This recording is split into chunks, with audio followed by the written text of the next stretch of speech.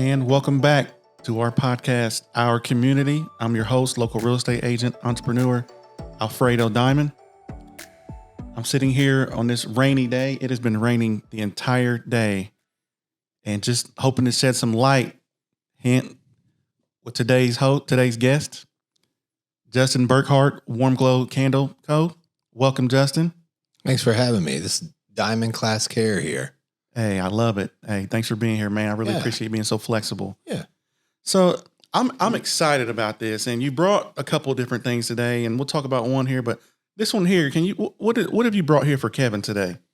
Yeah. So as a gift, I brought a thin red line candle, and it's got a great fragrance to it, but it's got an even bigger mission. And we do charitable candles all the time. This one specifically is the thin red line, or kind of recognizing the work of our men and women in firefighting. And it's important for us to realize that we make everything smell good, but at the same time, we got to give back to our community too. And that's what we brought here today. We also have some thin blue line candles that we did not bring here, but it's important that we do good work behind our work as well. Can you real quick share the story behind the thin blue candle? Yeah. And what happened there? So back a few years ago, we tragically lost Officer Seara Burton. And so like everybody in the community, a lot of people in the community wanted to do something, wanted to give back, wanted to be there in support of her and her family and her law enforcement officer family as well. And so we did what we knew that we could do, which was make candles. And so some of our team members came together and put together a thin blue line, which looks very similar to this one, with the exception of the blue color. And we put her badge on some of them. We put her picture on some of them, and we sold them to the local community and beyond, with donating a portion of the proceeds to the Richmond Police Department's K9 unit. And that totaled $25,000 just in a few weeks. And wow.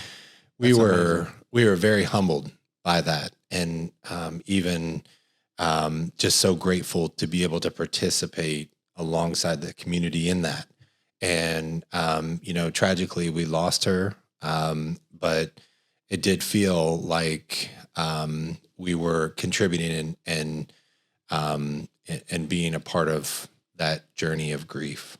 Wow, that's amazing. That's just a great idea for a great cause. And so you're 25,000 plus that the candles have raised. Yeah. So we did that. We gave the police chief the check back then, and we're able to hopefully stimulate that unit in her memory. And so moving forward, we have created this thin red line, thin blue line, and again, we'll donate a portion of those proceeds to our local departments to hopefully help them along their budgeting processes and such, as our way of giving back.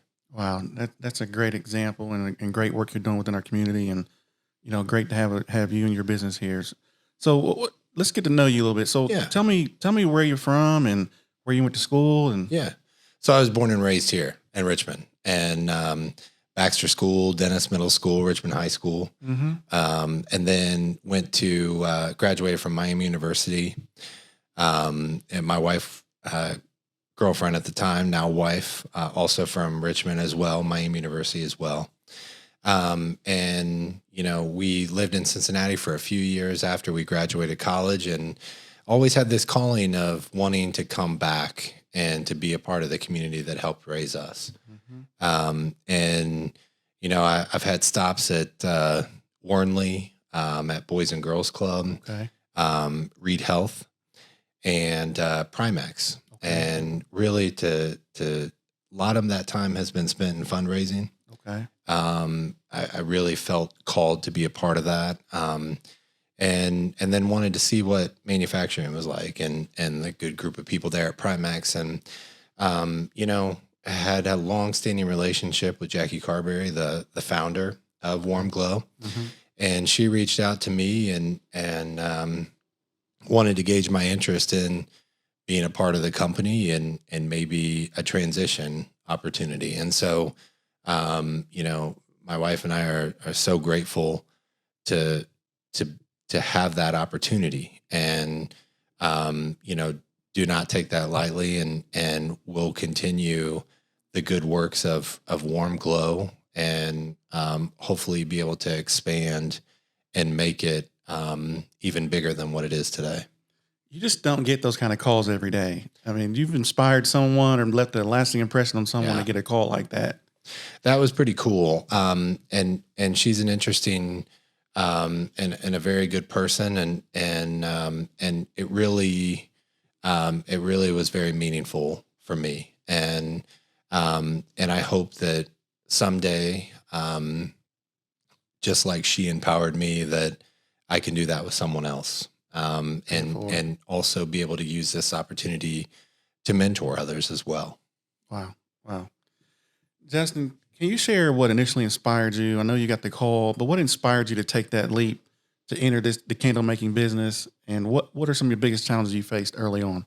Yeah, I think COVID was a game changer for a lot of us. And I think that it was very top of mind at that time. And then after that, life can be really short, and we're on borrowed time here. And so it's important to do the things that you've wanted to do, to be where you want to be, to take that vacation, to buy that, what's it? And that really dawned on me at the time that maybe this is where I'm supposed to be. And maybe this is an opportunity where I can change lives. And I looked at it that way. And, I had made candles before when I worked at the hospital, and Jackie was on the board there, and beeswax candles at the time. And she talked me through some of that candle making. And so I had interest in it, but just really, to me, it's all about the people. Yeah. As the owner of the Warm Glow Candle Store, what is your philosophy in creating memorable customer experience, and how do you think that has contributed to your business's success?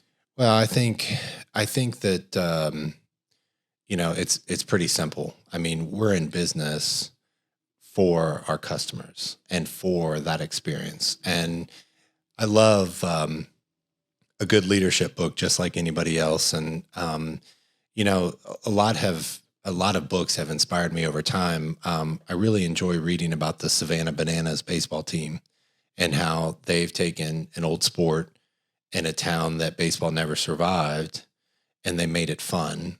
And so it's an event while a baseball game's being played.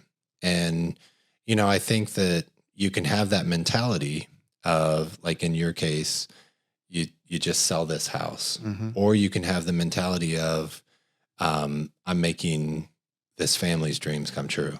Yeah. Whether it's someone's downsizing, someone's getting another addition to their family.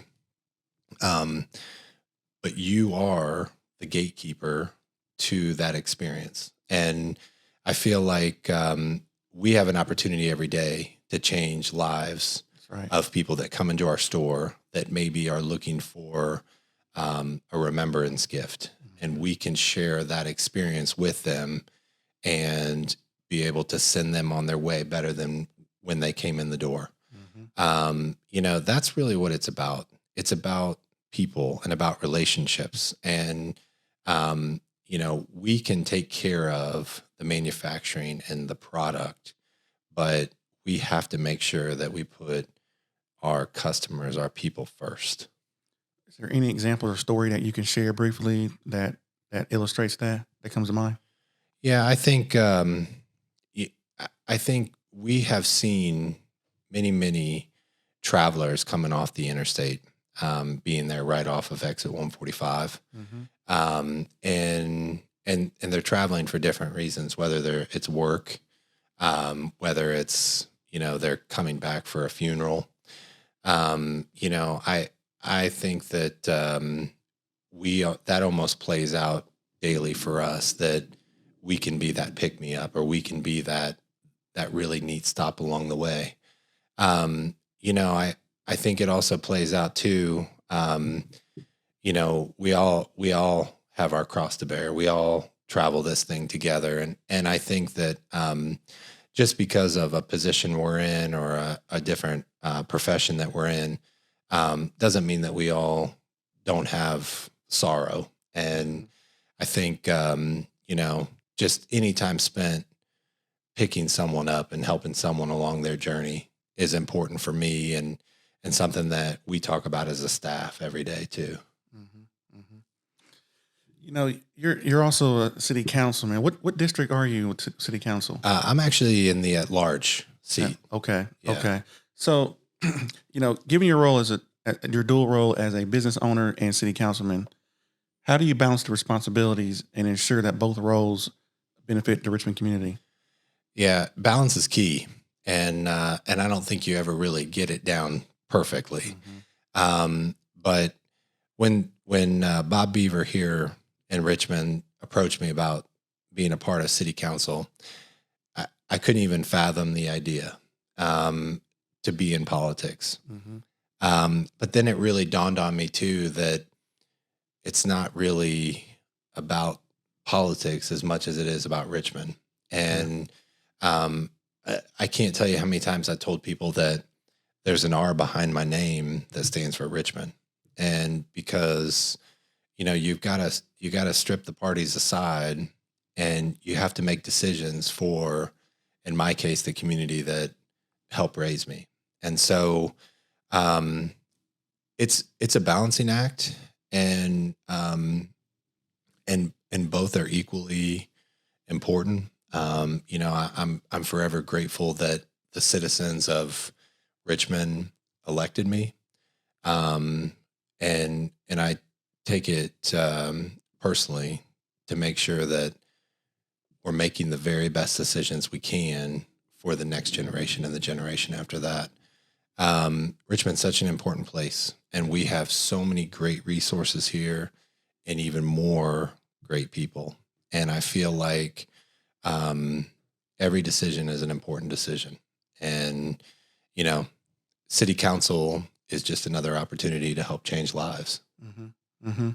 What do you see as the biggest issue that you see now that you would like to change or make an impact on evolving that situation?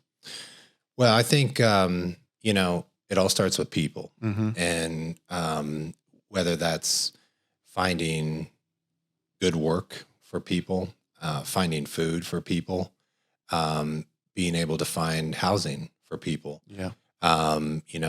Homelessness. It doesn't matter how someone got in that position. It's how we can lift them up. I think the downtown district here is top of mind for me too, because, there's so much beautiful architecture here. There's so many entrepreneurs here that have a dream. And I feel it's important that we can preserve the architecture and lift up the dreams of the entrepreneurs as well. I think there's a lot of things that are pressing, and I invite you and the community to be a part of it too, because every opinion matters. Yeah. And we are trying to take those opinions, and it's not about voting yes or no. It's about finding a compromise to where it can work for everybody. And and that's hard. And when you have a lot of characters, when you have a lot of personalities, that's hard. But that's why communication is so important. And I think it's important for the constituents to realize that we got to communicate, because as someone reminded me today, we don't disagree as people. It's about the ideas that we're really agreeing or disagreeing with. And so to be able to maintain that respect and the human aspect of that is incredibly important. Yeah. Yeah. One more question, then we'll kind of take a small little break. But what are the most valuable leadership lessons you've learned from managing a successful business and serving in public office? And how do they complement each other? Well, I think first and foremost, a leader has to not only say, but do. And I think that a leader, acts more than they speak. God gave us 2 ears and 1 mouth. Yeah. I try to lead by example. I tried to lead with integrity first. Mm-hmm. I feel like just trying to do the next right thing is important. And really those decisions don't differ a whole lot from business and from politics because it's just the content is different. And so we try to be responsible with the business and try to provide an incredibly unique experience for the customer. All the while, we try to make decisions politically with high integrity and transparency as well. Mm-hmm. People view politics differently. Yeah. And sometimes we have this Washington perspective, but we're Richmond. And we have an opportunity to invite the community in, and we need to do that. So I think leadership's important, and leadership can make or break an organization or a council. And some of the greatest things that I have picked up on or learned is you lead by example, and you lead with your heart and integrity and with faith. And things usually work themselves out how it's supposed to be. Yeah. Yeah. Wow. Man, you're an interesting dude. I'm so glad that we were crossed paths and connect today. You brought another token from your business. Wonderful basket here. I just wanted to put it on display. Hey, thank you for bringing that today. That is an amazing basket. We are actually going to raffle this off later. We'll tell you a little bit more about that towards the end of the show, but I just want to thank you for donating that, and we'll absolutely do a little giveaway for that later. All right. So let's talk about, community. So imagine that, or to that person out there that may be looking to move to Wayne County or Richmond specifically. You talk about fun places to go, some of your favorite things. I mean, if you had to make a recommendation for, a first date, someone moving here, they've got a date, what would you recommend they do that first date? Well, that's tough. Because we have a lot of great things. I'd first start with Hoosier hospitality is real, and I'd recommend you come here because of the people. Mm-hmm. And when you fall down, the people here pick you up. Speaking personally, I actually one of our many first dates, me and my wife, was actually, I think, Subway taken to Glen Miller Park. Okay. We have a lot of great restaurants. Mm-hmm. Gallows is very much top of mind. Mm-hmm. But we also have Susie's Pizza. Yeah. Shout out Susie's. For a little bit more informal, I guess. Mm-hmm. We have 3 kids, so Retro Rush Arcade is also a fan favorite. Yeah, shout out to those guys. Yeah. They've been on. Yeah. But our park system is a great place that you can go and lay a blanket down and eat your food.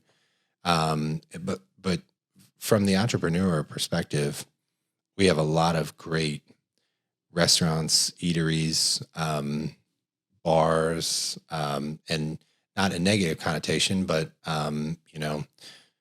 Legends, Southside, great atmosphere to be a part of. Shout out Legends. Yeah. I heard we have a great food. candle place to shop at. Well, nice we do. tour. It'd be a nice tour on the first day. Yeah, we do. And where everything smells good and is inexpensive.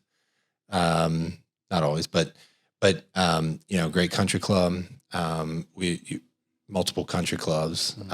But this is a great place. And again, it all starts with the people and the heart of the city. And it's hard when you live here, you kind of can see things differently, but from an outsider's perspective, I got to believe that they can see the genuine people here. Mm-hmm. When you're outside of business, what are some things that you personally like to do that you're into? You golf, you bowl. Yeah. What do you enjoy? Yeah, I really, I like to golf when time allows. I'm terrible at golf. Yeah, me too. We'll have to go sometime then. Yeah, but it's really about the people you go with and about, the fare that you eat and drink while you're in the cart. No, I really enjoy that. I really like, we live in Reefston neighborhood. Mm-hmm. So really like walking the dog around Reefston. But vast majority of our time is spent running around to different practices and such with our kids. So yeah. And looking at your business there, Warm Glow out there, you've got some collaborations. There's some, I haven't been out there recently, but I understand just through conversations, there's a couple different businesses out there that possibly, could you talk about your collaborations? Sure. So we have Warm Glow. We also have Home Decor and More, which is a group of vendors that curate really nice home decor items. We also have a great selection of Indiana wines and beers. Warm Glow is actually on the cusp of releasing our own label beer. Wow, that's cool. So we'll have Warm Glow beer. Sample of that. Yeah. So BrewLink out of Indianapolis is beginning to work on that for us. We have great Indiana wines easily. Some of the reggae wine and such. Mm-hmm. And then we have a great vendor who sells the metal yard art, the Sasquatches that you see in the yards and things like that. And then over to the very west, we have our Artisans in Java, which is local artisans that hand make products. Elm Tree Pottery is one that comes top of mind. And then we serve Boston Stoker Coffee, which is a family-owned coffee company from Dayton, Ohio. Okay. So there's a lot of moving pieces and parts out there, but I think the fact that it's family-owned is important, and we bring our kids out there and are beginning to teach our kids what it means to work and roll up your sleeves. Yeah, everybody involved. Yeah. So you heard it right there. Warm Glow Candle Company. If you haven't had a chance to make it out there to their facility, go check it out. There's a lot to offer. It's some exciting stuff. So looking ahead, what are your future plans for Warm Glow Candle Company? Well, we want to continue building on the brand. We want to continue offering the current offerings and even expanding into some of our fragrance lines. We have the standalone candle, as you see here, but also understanding that, maybe you're not a candle person, so you might be a warmer person. You might be an oils person. To continue on our great fragrances offering, and then just again curating the most unique items for our customers, and then also building off of event experience as well. So we have a wonderful floral person there that we want to get classes up and running on how to make a wreath at Christmas time. Okay. How to make a centerpiece for the events that you'll be hosting at your house. So, again, it's people first. We want to have the most unique experience for the customer, and we stand behind our product 100%. Well, I tell you, it's just so cool. And me personally, they all smell good to me. Like I never hear anyone complain about your candles. It's just a quality product, and it smells Man, the smell is just wonderful. Yeah. So thank you. Love it. So thinking about, I'm sure there's someone out there that looks up to you, or maybe thinking about, man, how can I get into business? Or, what advice would you give someone who wants to follow a similar path that you've taken, balancing entrepreneurship and also providing public service?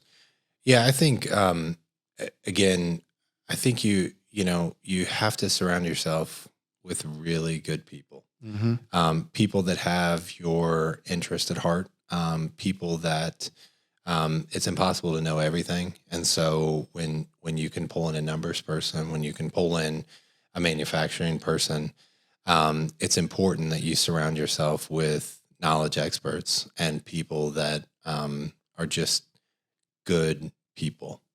That's really important. And the other thing is just having the confidence to do it. And so, I'm sure getting into real estate, how can I do this? Why would anybody buy a house from me? Right. And but they got to buy a house from somebody, Right. And so I think that having the confidence, doing your research, you have to be very knowledgeable at what it is that you're tackling, and then just doing right by your fellow person, But my advice is, if this is something that you want to do it, because it's so rewarding. It'll keep you up at night. Yeah. Maybe a little bit of chest pain, but it's so rewarding. Yeah. Yeah. And we talked about, community involvement and, loving Richmond, your passion for Richmond. But I want to know, what's your why? What gets you up to do what you do day in and day out? Juggling dual roles in the community. What's your why, Justin? I think it's personally, I think it's the people. It's the people that depend on me. It's the people that entrust their livelihood in me, because I feel like this is bigger than me. Whether it's the business or politics, you got to do this for everybody. And so my why is that I want to leave this place a better place than when I got it. I want to try to get rid of barriers that I had for other people. Maybe there's other people that want to do something like this that just don't know how. And so maybe I can be that cog to help others. But I feel like, it's a higher calling that, you just got to take care of one another. And I think that's a good life. Yeah, man, you're a real one, Justin. You're a real one. A real something. Yeah, real something, baby. Yep. So is there anybody out there you'd like to give a shout out to today that helped, that, they gave you a boost, or they were there to walk with you on your path to get to where you are today? Yeah. The list is long. But your family often is that solid ground, and that's my family. I told you a story before we went on here, and local president of First Bank Richmond, Gary Clear, I asked him if he would mind being a mentor for me way back, probably 2012. And he agreed and has helped guide me through leadership in Richmond. I've had a great friend in Bob Beaver, who ultimately got me in politics. And a great friend in Bob Ramsey, who has helped me with the accounting work on a lot of things. There's so many people that help you along the way. And I think it's important that you try to acknowledge those people too. A simple text message, a simple phone call that says, "Hey, thank you. You lifted me up." There's somebody that ultimately got you in real estate, I'm sure. And man. And I feel like you need to give them a call. Oh, and just say, "Hey, thanks." I'm that guy, You know? man. I don't take anything for granted. Yeah. And appreciate the relationship I had. I did that. I mean, there's Yeah. a guy, influential guy that got me. He really changed. And I sent him a text and shared it with him that you ultimately changed the path of my family. Yeah. For generations. Yeah. Like what you taught me and shared with me, it's impacted my life and my family's livelihood forever. Yeah. And see, So, absolutely. Then the important thing is you make yourself available to do that with someone else. That's right. And then it just keeps going. And I feel like that's the secret sauce right there. And so, yeah, the list is long of the people that have ultimately got me to where I am today. The truth of the matter is that this doesn't happen by just Justin, the politics thing. It's people that say, I got you, Right. Right. And that's how, all of us, that's how all of us get to the top. And we need to make sure we acknowledge and seek gratitude for that. So, Justin, it's been great having you here today. Yeah, I and it's been a appreciate it. pleasure. I'm glad we got a chance to connect. Just great words of wisdom. Great to hear about your involvement in the community and what your wonderful business is doing, successful business is doing. And man, just keep doing what you're doing, and we're going to make this place better for That's sure. right. That's right. What's the address out there? 2131 North Centerville Road. And so that's exit 145 on Interstate 70. Go check out Warm Glow Candle Company. Thank you for watching another and listening in to another show, Our Community. Thank you.